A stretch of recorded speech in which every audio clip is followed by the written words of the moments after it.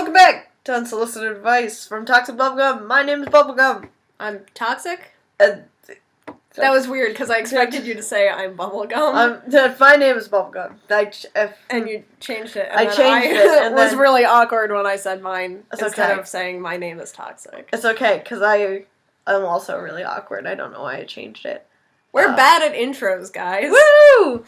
It's because we already recorded an episode, within the past 7 days. So, now we're, but we're finally getting around to the second part of our 2-part Heroes thing. Right. So, welcome to some advice. Nice. I've got a quote. Just forge ahead. Please say the quote. Don't let me say anything. I just made noises. It was bad. Do you know what the definition of a hero is? Someone who gets other people killed. You can look it up later. Is it Zoe Aline? Is that how you say it? They never say it on the show, so I don't know. Zoe Washburn from Firefly.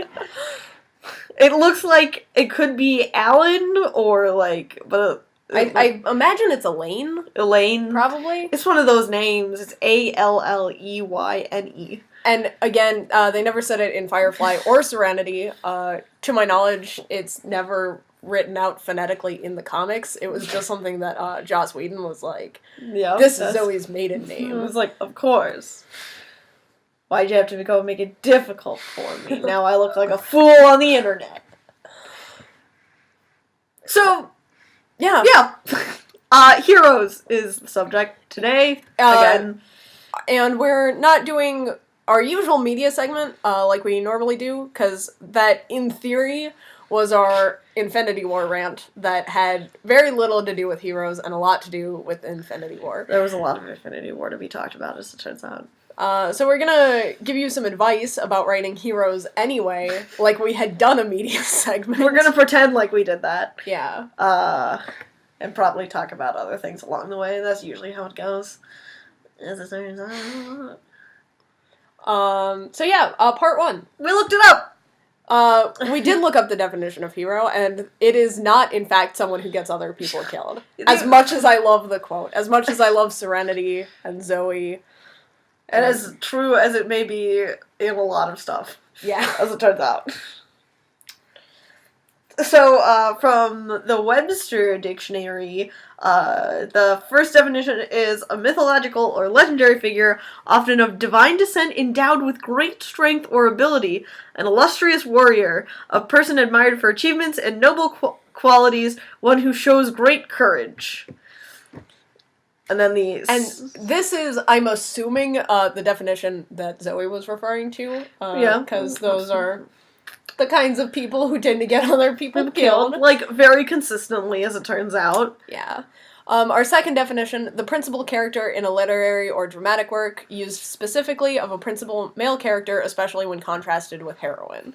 A special feature was the cliffhanger ending when hero, heroine, or both found themselves confronting a violent demise. From Eric Konigsberg. Now also used as a principal character who is female. Action movies with female heroes are emerging more frequently and with increasing quality, but... I'm sorry, what is that guy's last name? William... Bibbiani, I believe. Is nice. That how you say that? Bibbiani. Hey, why is the word submarine in here? 'Cause... that... I don't know. Is that what a hero is? A hero is a submarine. A hero is a submarine. That's probably one of those, links from the bottom that I didn't get quite, cut out. Oh, it's amazing, though. That's what I'm going with. It does just randomly say submarine, too, in our... That's what's the best. It's a semicolon, submarine with a link attached in all capital letters, and then the letter 2. Not attached to a link. So it's beautiful, I think. And our last thing is an object of extreme admiration or devotion, like a submarine. Of course! You know, like the famous submarine? Yeah. Like the yellow one? Submarine? Yeah, there it is. There it was. We got there. So yeah, those are some definitions of heroes. It's not always. It's funny because like I don't. I wouldn't specifically define heroes any of these, as it turns out. Mainly what I wanted to get across from the Merriam-Webster page, other than my dedication to submarines, is that there are two main concepts of hero. There's like the everyday sort of hero as that we would use in a real life context, and there is the literary hero that is what we're more going to be talking about today.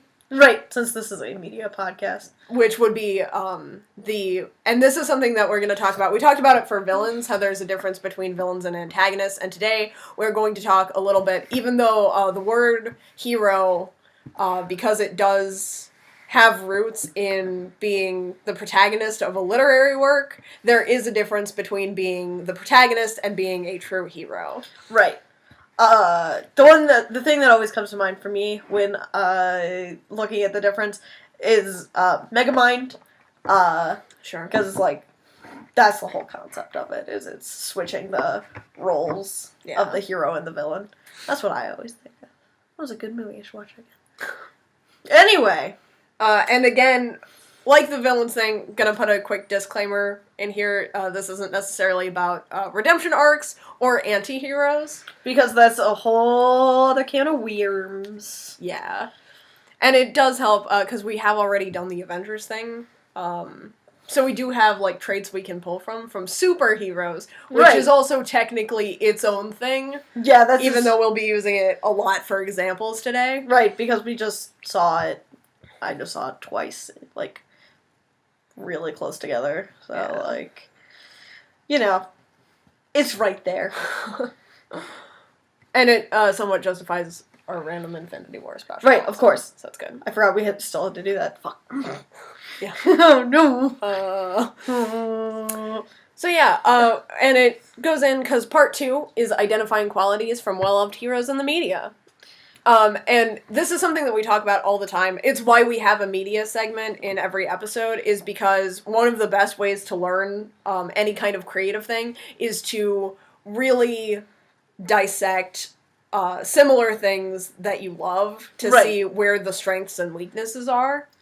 So if you want to write good heroes, look at heroes that you love and figure out why you love them. Look at heroes that you didn't love and figure out why you don't love them. And use that to inform your own project. Right. So, like, the first one we have on here is the balancing good and bad traits. I think a really great hero to look at for that is Tony Stark, as it turns out. Because dude's pretty selfish, as it turns out. Yes. He's very much a narcissist. He's, extreme narcissist. And it's something that, it's a common trait, it's something that most people can, to some extent, relate to, but it's not necessarily a good trait. Right. It's not inherently a bad trait, because there are good things that can come out of being a narcissist, but it's something that we embrace about his character because he has so many good traits. Right. Like, he has, like, a strong sense of right and wrong. He's a genius billionaire playboy philanthropist. Philanthropist! There we go! Yeah, we got there. We got there. But yeah, it's like he has enough good traits to balance out the ones that are not so good about him, that it lands him on the hero side of things. Yeah. Because he uses a combination of all of his traits to do things for the better. He's selfish. He's also got a very addictive personality. Yeah, definitely. And he also he's very reckless. Which goes along with being a narcissist. He has an incredibly, if looking at Tony Stark from Iron Man, from 2008 Iron Man. Right.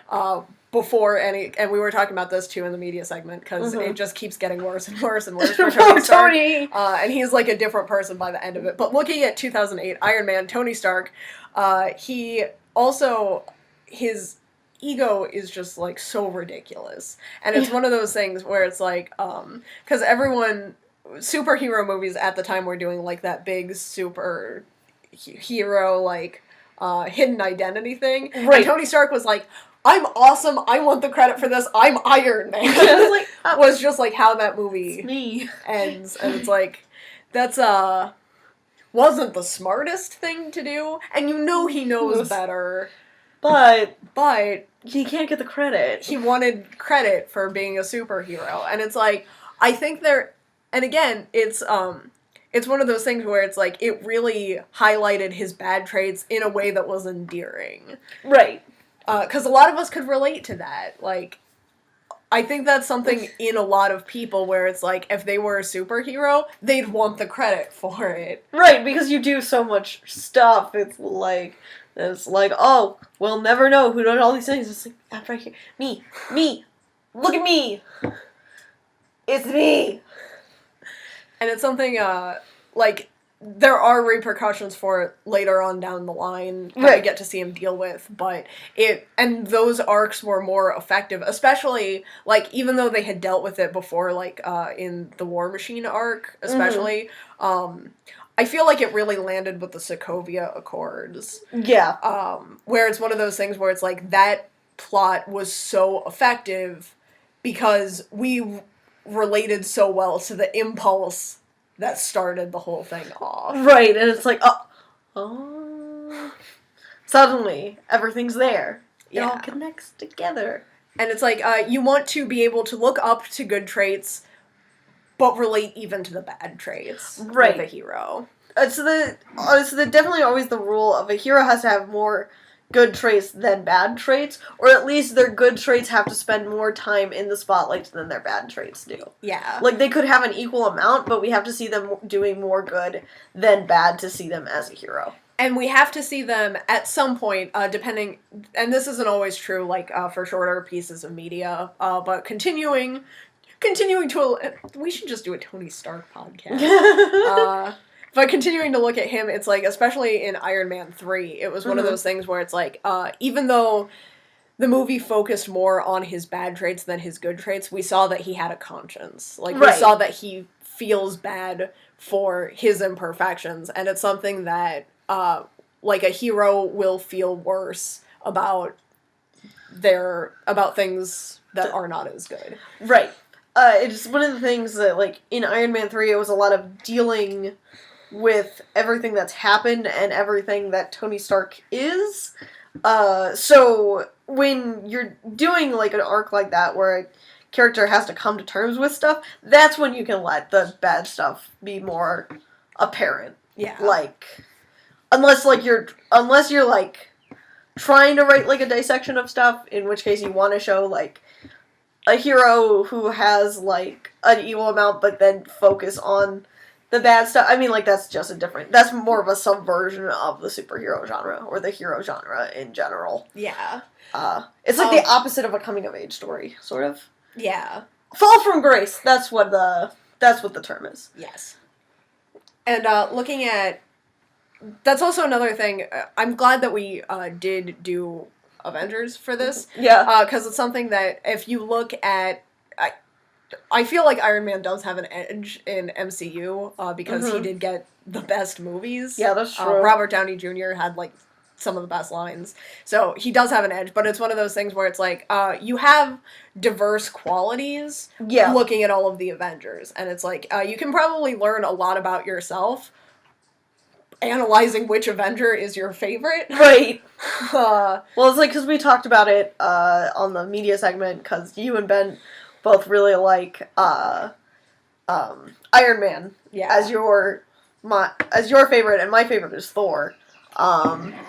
And it's like, I don't know anyone in particular that's told me that they like any of the other Avengers more, but, like, yeah, you can definitely, your favorites definitely are influenced by who you are and what you identify with. That's just how characters go, as it turns out. I have a friend who really likes Captain America, and and I think a big part of it is because he, like, so much of what he enjoys, I'd say more in media than real life, because I'm not around him in real life to know if this carries over, but he always likes, like, the underdog, and Right. that's one of Steve Rogers' That's like best character traits, is that he's always sticking up for the little guy. Right. Arguably too much in Yeah. Civil War. That's fair. I'd say is where we started to really cross that line. Leading into it a little bit with Winter Soldier. But, I mean, that's also an interesting plot thing, is that sometimes your good traits can be your downfall. Right, you could be too good. Yeah. Because that's one of the things, is, leave no man behind is a dangerous game to play. Yeah. In desperate situations. And it's good, not giving up is a good trait. That's having the compassion to want everyone to make it out. I'm sorry, Double, I touched your tail. But without, if you're not willing to compromise your traits for a hard decision, that's when things get a little rough, as it turns out. Yeah. And it's, Captain America is, again, these are still, my least favorite of the Avengers movies. Yeah. But that's a really interesting thing, because he has the underdog thing, but he also has, the undying loyalty thing, which I think is where he snaps, is because, his loyalty to his country at some point shatters. Right. Pretty hard. But yeah, generally not giving up is a good hero trait to have. It's I feel like there's two sort of sides of the coin. The other side is stubbornness. Yeah. I don't know what the other particular word for it is. I can't remember it right now.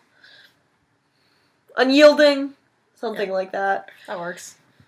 But yeah, so I think also one of the things is, with a lot of good traits, is they do have that flip side of being a bad trait. Yeah. There are synonyms for, every virtue has a vice that goes with it. Right. Every good thing can go too far to one side and become bad, and sometimes bad things can go the other way and become good. And this is something, too, where it's kind of a philosophical debate, because there's, what you were saying with sticking to things, there's moral relativism, which would argue that a person who sticks to their own code regardless of circumstances would be worse than someone who adapts to the situation, even though breaking codes are Kant would have said that was wrong. You're going good place on me. Yes. Or AP Bio. I need to stop learning my philosophy from sitcoms. I was gonna say it's the lawful good versus chaotic good situation. Yeah. Which is rough. Yeah. It's rough. So you need to have a hero, not necessarily who understands the technical terminology behind this, but you need to have a hero who can represent your feelings on it. Right. It's one of those things that as we've adapted as, I'm going to speak specifically about comic books here, and the superhero genre, is when, Superman and Captain America were first coming out, and, it was a very sort of black and white thing. It was this is the good guy, this is the bad guy, this is them going at each other. Yeah. But as comic books have grown more, we've seen a lot more, specifically with Batman. I think Batman's really the hero that people go into a lot of the morally gray area on, because he's a very interesting character to view morally gray situations with. Yeah. Because Batman has his whole not killing code. Yeah. Whereas a lot of other superheroes are sort of meh. It's fine. But, so as comic books have grown, so has what we want to see out of it. And so it's interesting to see how the interest has gone from seeing a good character do good things to seeing it become questionable. Yeah. You know, questioning the morality of all these different things, which I think is like a lot of the comic book Civil War, from what I've heard. A lot more so than I don't want to say more so because it was the same idea behind the movie. It was executed a lot better in the comic book, right, than it was in the movie. Because in the movie, they spent too much time. It was one of those things where it's like, the majority. If you just look at the situation, I feel like majority of the people would have sided with Iron Man. Right. So they spent too much time justifying Captain America's position, right, which was not how it should have happened. Right, I feel like probably, because I haven't read the Civil War comics at all yet. I'm really bad about reading, like, actual superhero comics. Because I'm like, But I feel like, also, like, they had more time because it's a comic book, and like, Civil War was, like, a whole big thing, right? Yeah. It was, like, a huge arc. So I feel they had more time to, like, really get into it, but I feel like it was pretty balanced with what it showed. Yeah. Is that how it was? It was like yeah, half and half. But yeah, so yeah, it's interesting to see I really like morally gray stories. I think it's interesting, but I also think there's a point when it goes too far and it's like gets into like we're just as bad as the villains. It's like no, that's not how it works. But yeah. Yeah. So, yeah. Back to the advice stuff. The next one on the list. It's finding traits that work well together, which is one of those things where it goes hand in hand with balancing things. It's just a matter of finding, because it's one of those things you can't necessarily. It would be harder to have a character who is, who has traits that just like don't complement each other. Right. Like it would be weird if Iron Man was like as vehemently underdog, right? If he's like, we're gonna stop all the bullies, but also he's like selling weapons and right. He's like a billion. He's never really been the underdog. Exactly. That's a trait that I wouldn't. It's one of those things he believes in to an extent, right? Which we get to see come through with his philanthropist work, but it's not something that he relates to deeply on a personal level like Captain America, who has in fact been the underdog. Right, and it would. In the same boat, it would be weird to see Captain America, who has been an underdog, who has always been bullied, but also that suddenly have that same ego that Tony Stark has. Right. Like, suddenly getting that huge, like, I'm the best at everything. I would not watch a Captain America movie like that. You barely watch a Captain America movie as is. Yeah, that's very true. But I would hate that so much. Yeah, that would be so annoying. Be so bad. That'd just be like, hey, fuck off with that. Douchebag. Yeah. So that's pretty much, it's just one of those things where it's like, when you pick any kind of trait for a hero or for anyone, you need to look at their history and be like, how does this make sense for them? And if you can't answer that question, it's maybe a trait that they shouldn't have. Right. It's gotta... it doesn't have to make sense immediately. It's okay for it to be a little bit... It's okay not to go by the books, but they have to have a reason. You have to have a reason for giving them that trait. That should eventually be, at the very least, hinted at. Right. And it should make sense. It can't be... you shouldn't just... Throwing stuff at the wall is good when you're getting ideas down, but when you're putting it into a final project, it needs to be something you understand and your audience is going to understand. Yeah. And that works in the context of your story, also. So the third one on here is balancing abilities, and this is a superhero one. Yeah, this I threw in because I knew specifically we were going to be talking about superheroes. I want to complain about Superman. If you are working, and...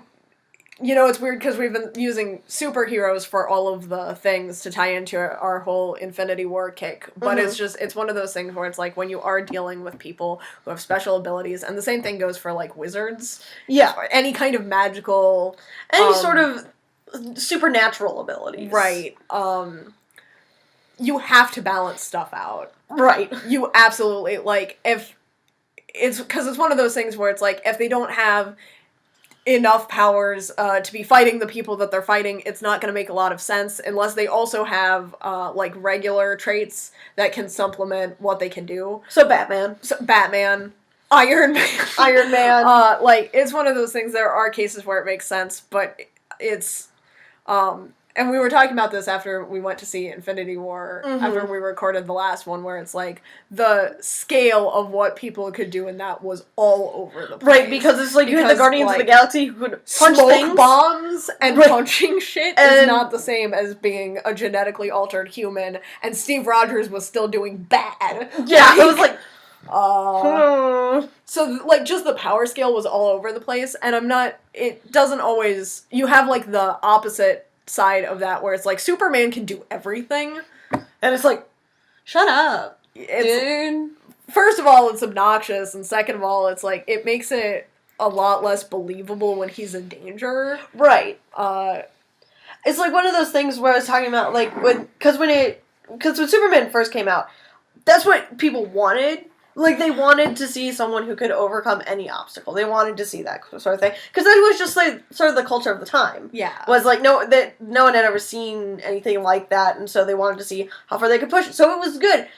Superman hasn't aged especially well. Right. Because there's no one's that I know of, like, like I said, I don't keep up on, like, the main popular comic books.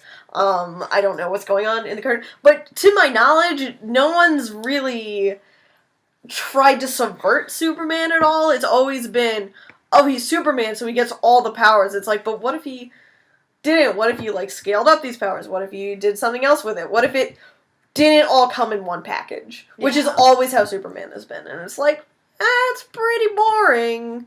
And it's like, it's just not what people want anymore. People want more heroes that are relatable, and...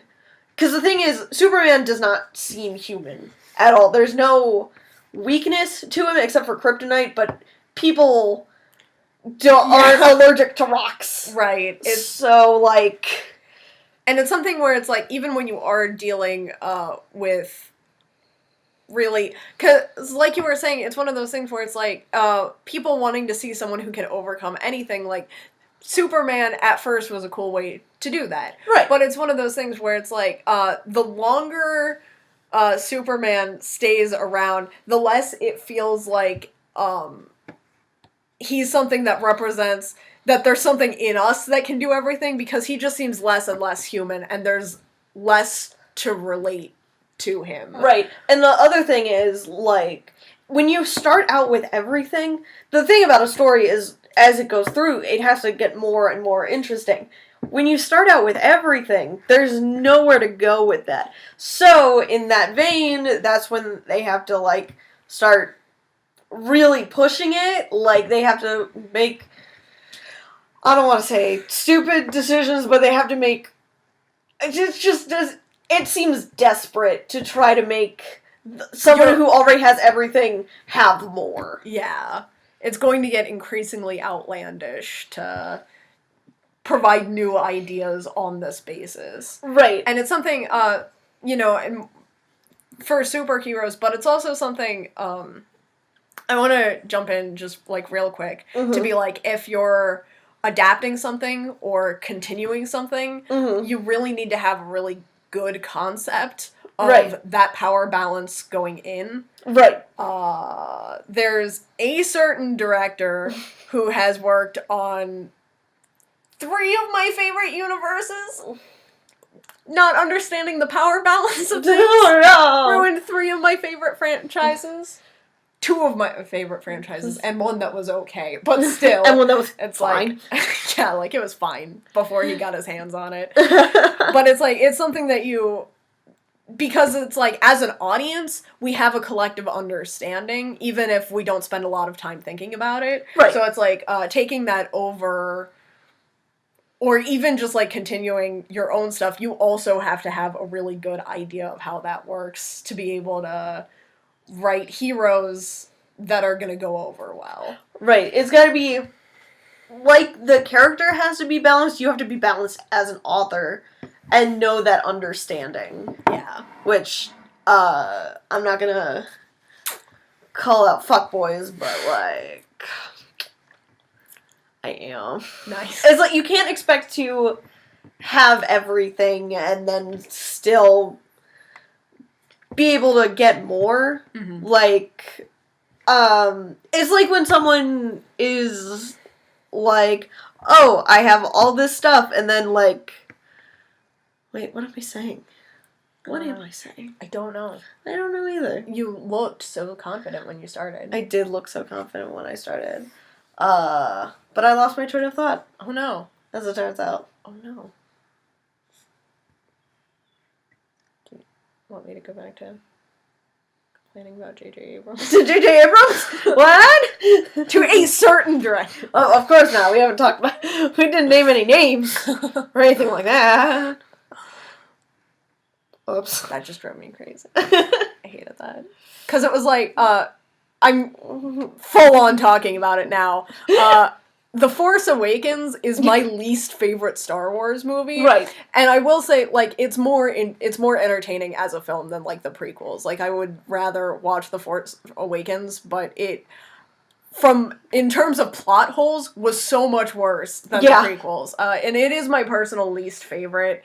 Because of J.J. Abrams, and it's one of those things, Rey is, like, one of my all-time least favorite heroes ever. And it's because, and it's not, like, a personal thing, it has nothing to do with her personality or her story, but in terms of motivating her, it was, like, they wanted to present her as, and it's like that thing we said where you have to find traits that work together. They wanted her to be, like, she's, like, she doesn't believe that Jedis exist. They've, like, forgotten that that's a thing, you know? How? That's the thing in Force Awakens, is, like, the Jedis have been gone. They've been, like, underground. It's, like, a myth, you know, like, Jedi, like, the Force? What? It's, like, no one knows how the Force works. That's, like, the thing. It's been hidden. And we're, like, it's underground, you know, and she's, like, but then, like, she can't, and this just drives me crazy, because in episode 4, Obi-Wan Kenobi does, like, the Jedi mind trick thing, and it's, like, so cool, and Luke, who is an aspirant, like, he thinks Jedis are cool, wants to be a Jedi, is learning how to be a Jedi, is like, that's so cool, one day maybe I'll be able to do that, and Rey, who doesn't know anything about Jedis, is, like, captured, and she's like, what if I could use Jedi mind tricks, which she doesn't know what those are, obviously. But she's like, you'll let go of these restraints, and it just works. And it's like, I understand that, like, genetically or whatever, she had more potential to eventually be a stronger Jedi, but she's had no training. Right. She doesn't know what a Jedi is. She, like, does not have the capacity to use the Force in this way, accidentally. Right. By herself. Like, that would not happen. Like, it's like, you can't present her as the, like, she doesn't know how powerful she is, and she's a prodigy. Right. That can't be that two things that go together. Like, in that short amount of time, there's no way she could have gotten there. And it completely skewed and it was, like, with The Last Jedi, after that, like, I couldn't be invested at any point after that because the power level had already been so skewed by what Rey could and could not do. And then, like, everyone can use lightsabers. You can just, like, pick up a lightsaber and it's like, yeah, this is fine. And so I hated The Force Awakens, guys. You have no idea. Because it was, like, an established universe. And these aren't, like, written rules where it's like, a new Jedi absolutely could never do this. Like, that's too much power. Like, it doesn't say that in there, but it's implied. Right. We have, like, an understanding of the Force and how it works and how long you have to train before you can be using Jedi mind tricks. Right, like, why did Luke go to the Swampy Swamp for so long if you could just do it on accident? Yeah, if you can just be like, I think this would probably work. That's fine. That's how the first... And it's like, that just... So having an understanding of the world helps in choosing abilities that go together. choosing abilities is just like choosing personality traits in that they have to make sense to you as an author, the audience, and in the world they're established in. Because, like, even if you're doing superpowers and stuff, like, if you have one person who can, like, I mean, I guess this sort of goes to the imbalance in, like, any superhero universe, because it's, like, there's superheroes that are really good, and then there's, like, arm fall off man,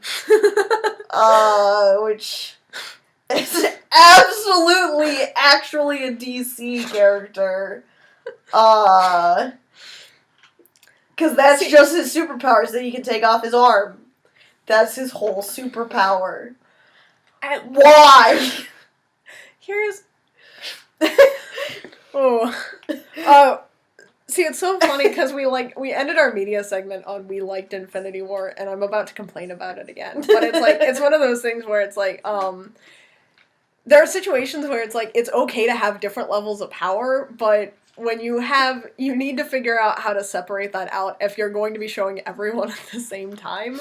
Right, because as it turns out, Captain America punching a bunch of dudes, while Thor is literally destroying alien spaceships and flying around with his lightning-imbued hammer? Yeah. And it's what like, is sufficiently more impressive? We're not saying that Captain America doesn't matter, but... He sort of didn't matter in Infinity War at all. He was definitely there for like a second. He definitely was stalling until Thor showed up with his thousands of attacker killing hammer. Yeah. Axe, whatever. His hammer axe. With Stormbreaker. Stormbreaker, that's what it's called. That's a little much. But I mean, it's also like the same thing with the fight scene with like the Guardians of the Galaxy. And then Iron Man and Doctor Strange. Yeah. And Spider-Man. It's like, yeah. Little bit different. Like, that wasn't super helpful, honestly. Yeah. One of them in particular was not helpful. Whoops. Not naming names. J.J. Abrams. Oh no! He was there the whole time! J.J. Abrams is one of the Guardians of the Galaxy. This is a bad idea. Clearly doesn't know how galaxies work. He doesn't. Honestly. Star Trek, no. Oh no, here we go! So yeah, it's something to be wary of. And it's one of those, I guess with like a full-out war, because everyone should be there, everyone should be doing what they can, but it just seems like there were areas that were more practical. Well, it's like this thing I said when, like, fucking Bucky shows up and he's got an assault rifle among the Wakandan army who has literal laser spears. Yeah. Like, as it turns out, laser spears are probably better.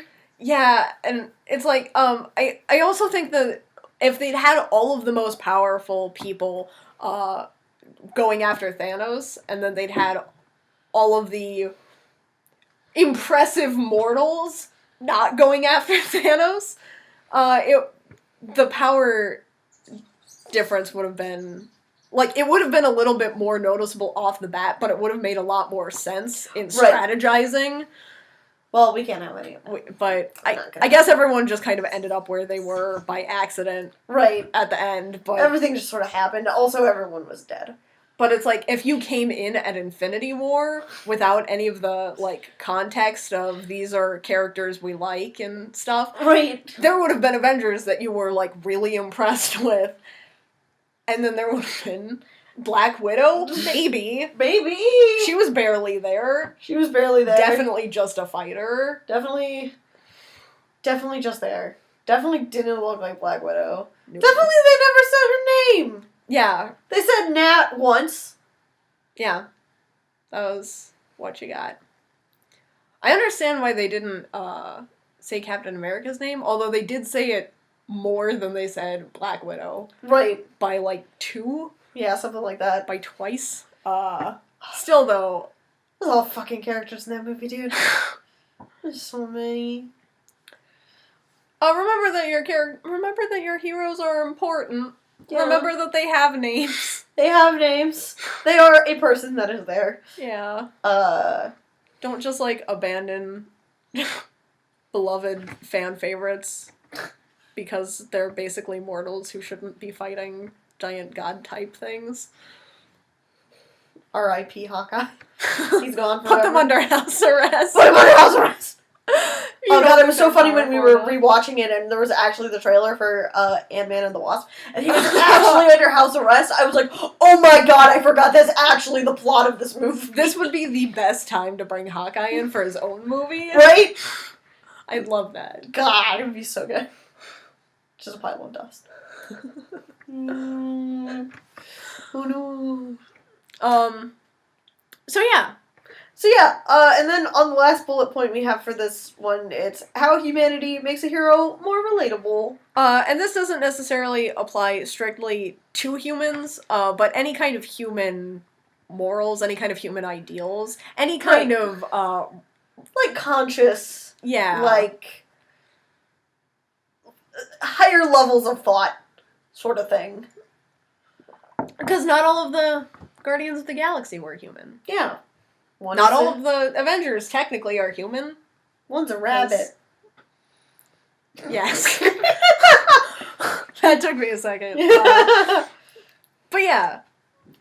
But they have traits that we can relate to. Right.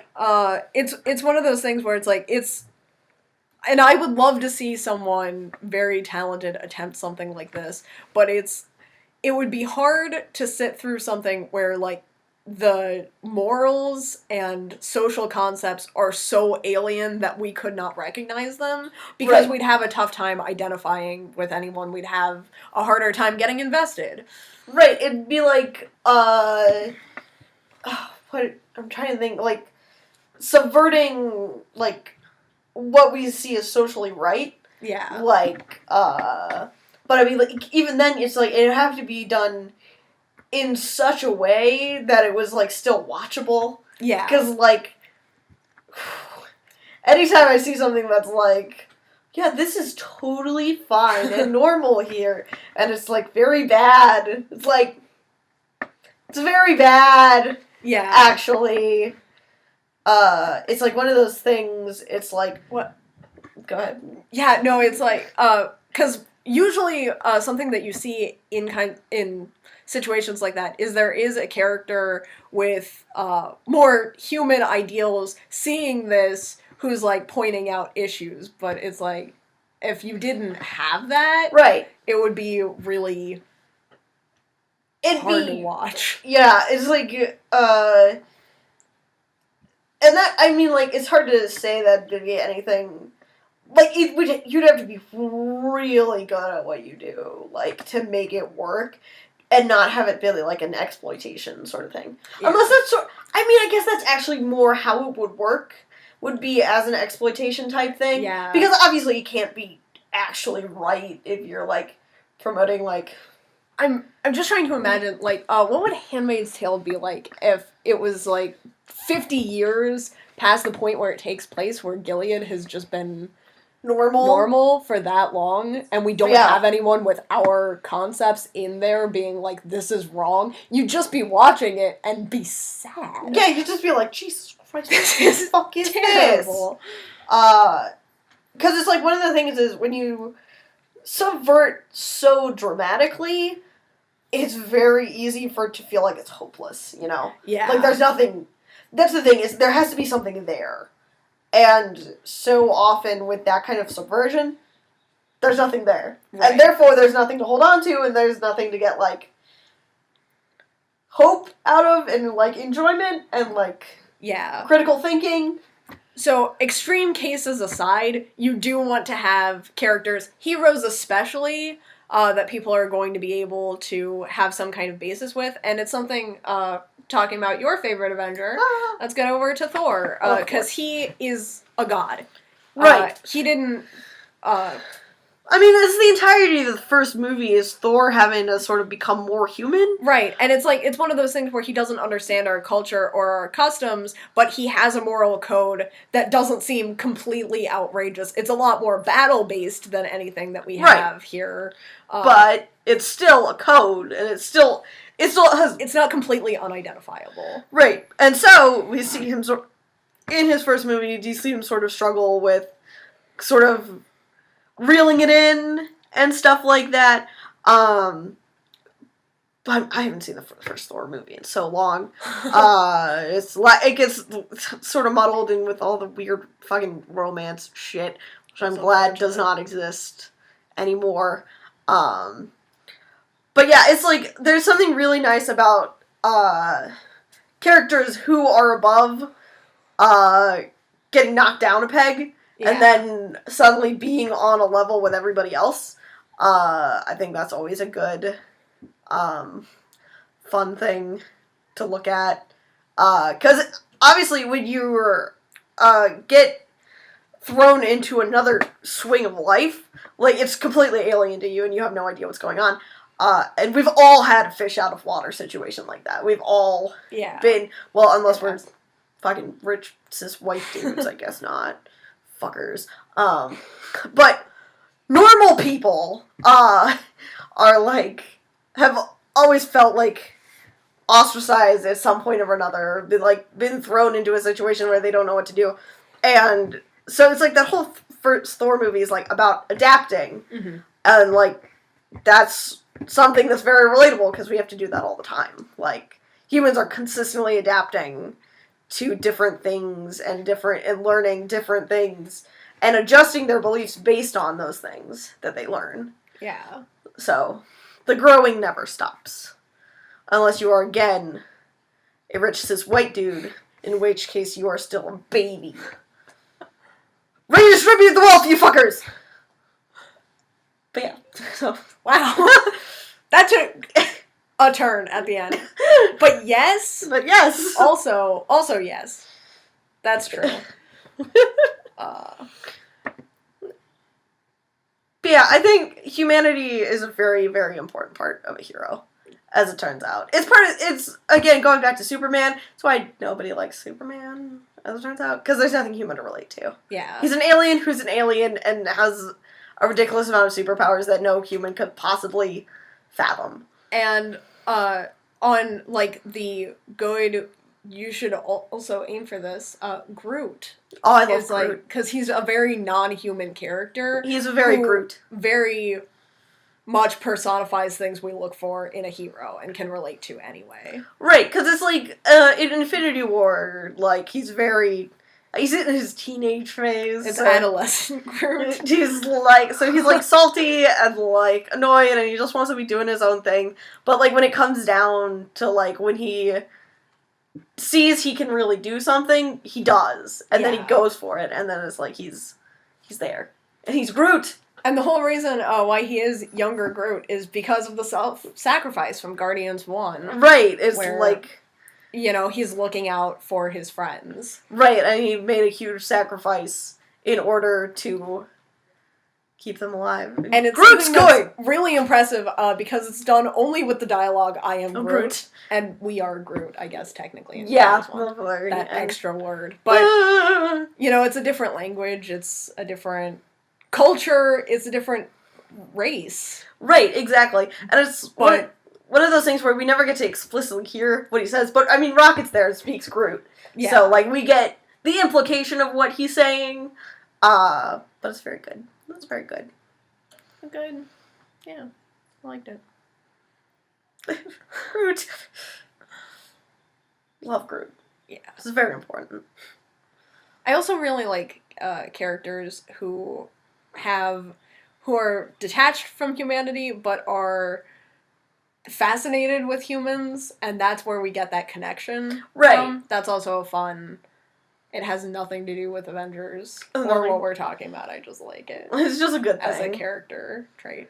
It's just nice. It's like, are you talking about Doctor Who? I was talking about Doctor Who. I knew it! And The Good Place. Oh, The Good Place is very good. Yeah. As it turns out. That's also Michael's whole thing, is he just wants to, like, learn what's going on in the heads of humans. He also likes fucking around a lot, Michael. That's also true. But yeah, and Doctor Who, because, Time Lords. Time Lords are an interesting one because they have, like, the same kinds of emotions that we do, but they experience them on a deeper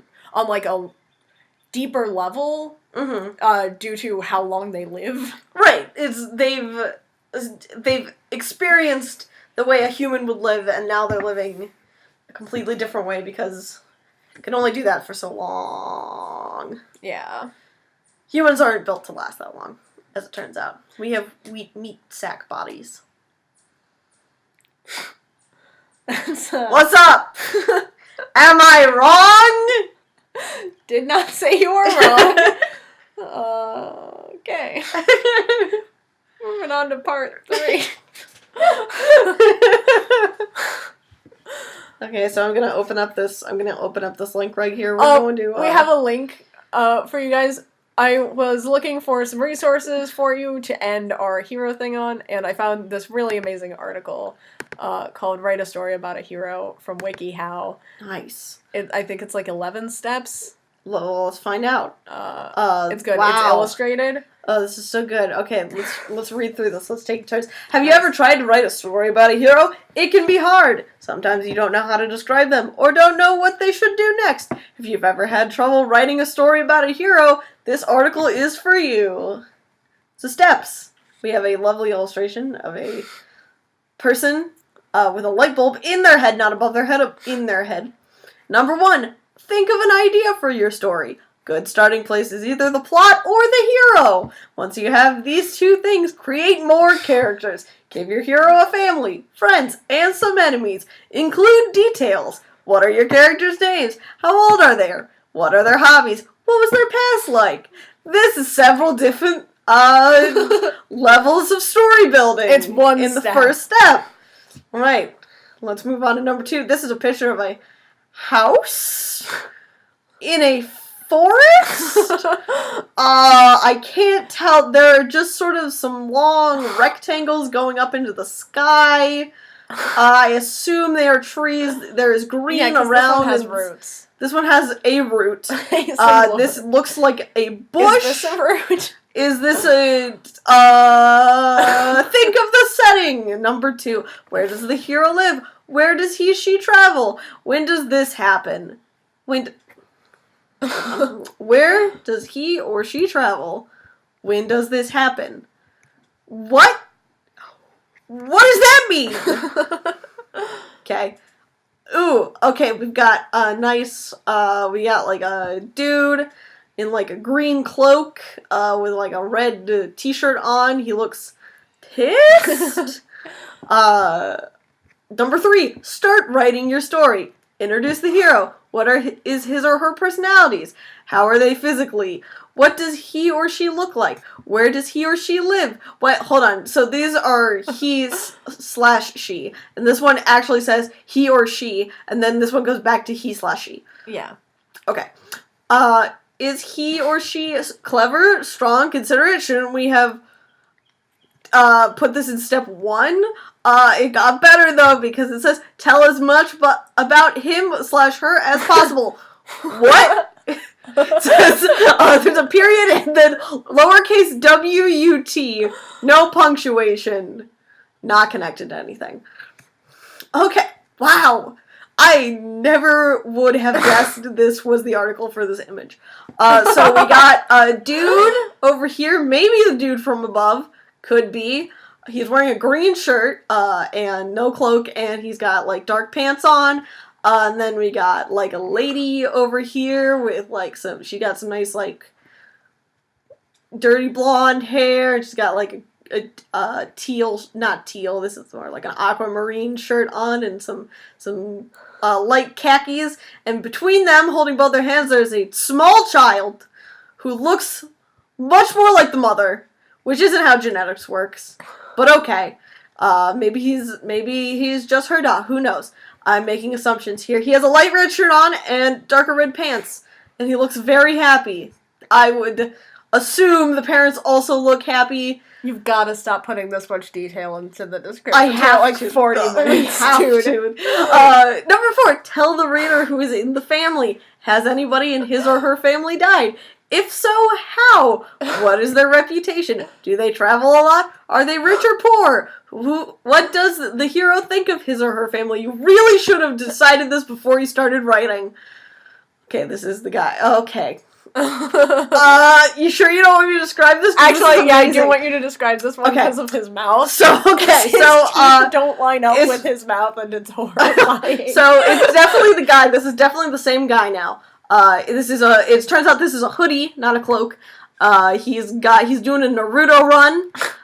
Here he's got his but like a bad one. Yeah, like a really bad Not a good Naruto run. He's got like boots on and like dark pants now, and like his teeth do not line up with his mouth. His mouth does not line up with his jaw. It's like a side view of this guy, and he has like the mouth profile, but then his teeth are like on the side of his face. Yeah, it's under his eye. Yeah, it's really bad. This is bad. Also, I don't know what he's doing with his hands here. He's like making claws with his hands. It's weird. Number 5, give the hero an ambition, task, or goal. They should spend a good chunk of the story trying to reach this goal. This task will usually benefit many people, not just the hero. How did you start writing a story without any of this?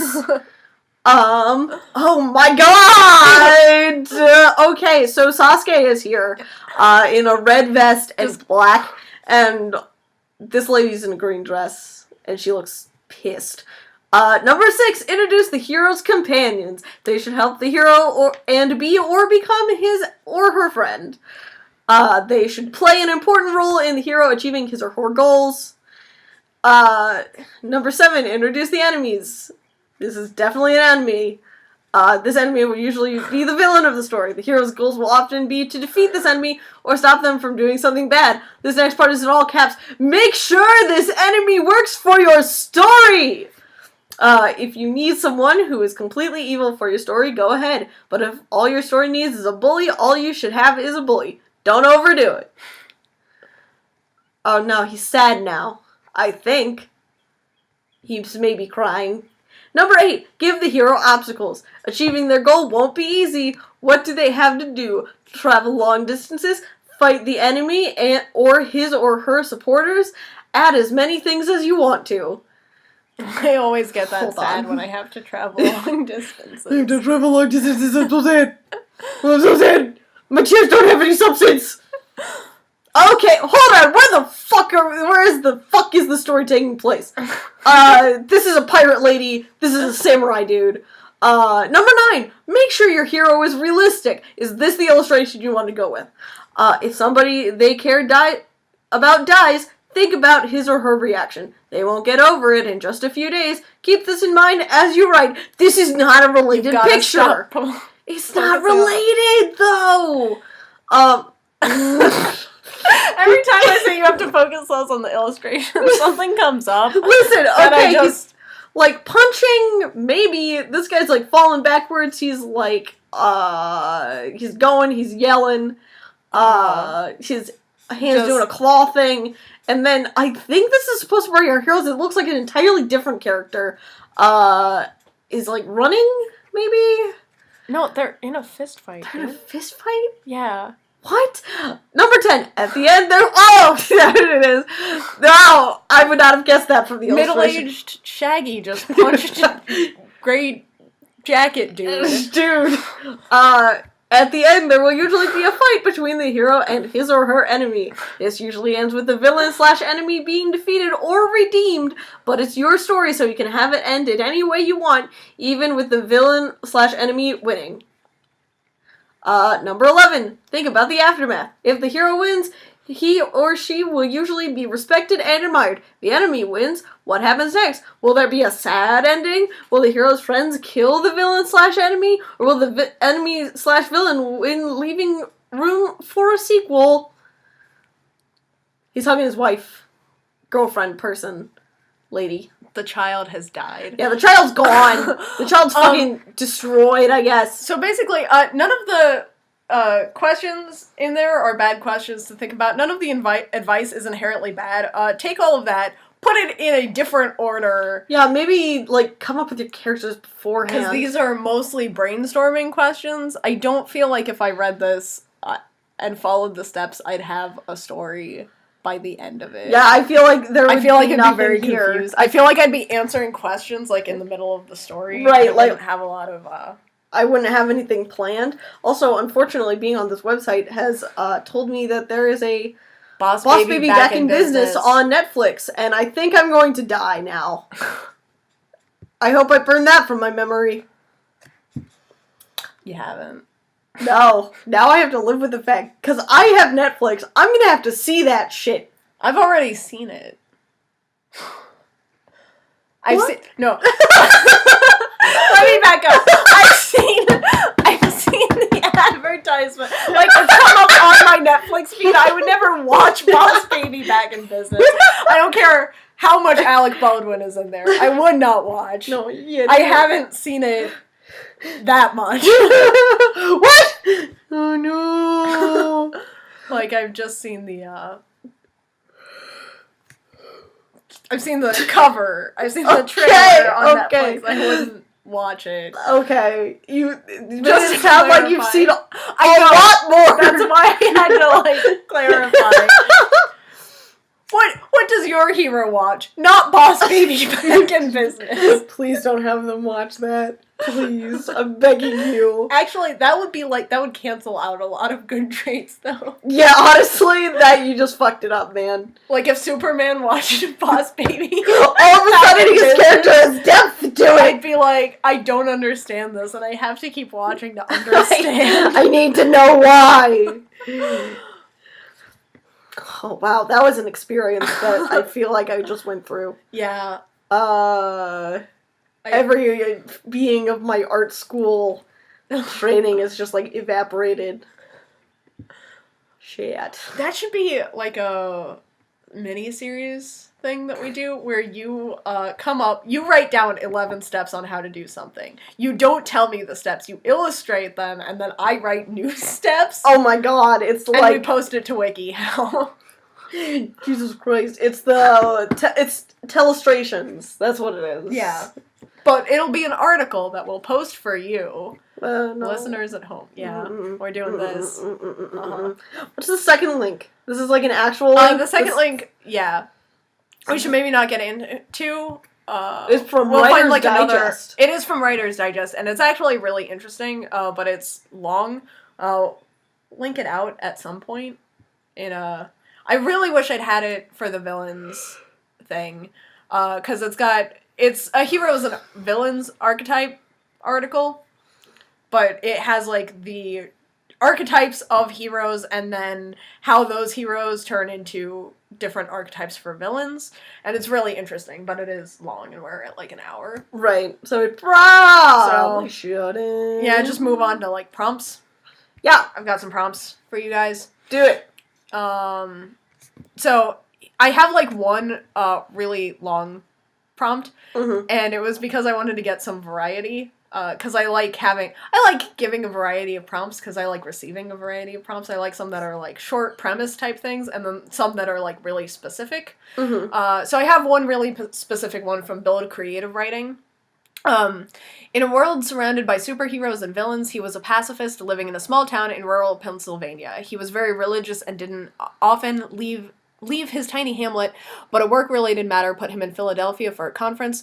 During an evening stroll back to his hotel, he was attacked by two crooks with weapons. When he put up his hands to defend himself, a large blast of fire energy shot out, blowing the crooks backwards at an alarming speed and causing them to die almost instantly. After news got out that he was one of the most powerful super beings on the planet, the public clamored for him to don a cape. What will he choose to do, and what shape will the rest of his life take?